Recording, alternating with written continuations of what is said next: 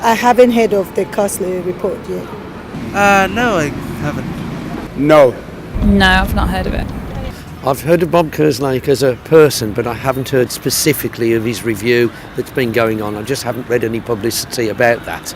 No. I don't know anything about that. No, not really. Do you know anything about the Kerslake review? To my knowledge, I've not really heard of it at the moment. It's basically the government's report into the workings of the council. Yeah, it sounds interesting. I mean, I have no idea what that is. I haven't heard anything about that. Kerslake came, he saw, but we can't let him conquer, we've got to get better together. The debate was organised by Pauline Geoghegan of News in Brum.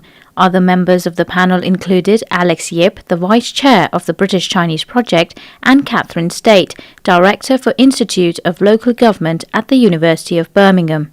You know, we've got some damning verdicts and damning indictments from all of us who call ourselves Brummies. A third of our children live in poverty. Issues such as homelessness, children's services and poverty were debated, and many also criticised the Kerslake review for not mentioning other problems like racism and mental health.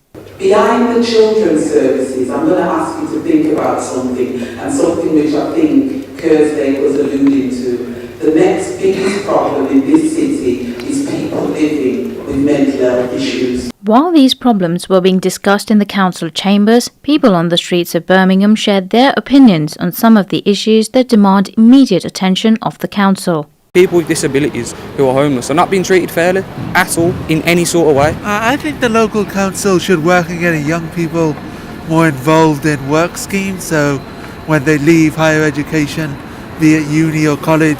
Yeah, I mean, for example, the hospitality sector, a lot of them require experience, such as silver service, and for people who have just left school and they don't have much experience, it's a lot to really ask for, because we're out there trying to get experience, but when you apply for the job, they say they want people who are already experienced, so it makes it really hard for us.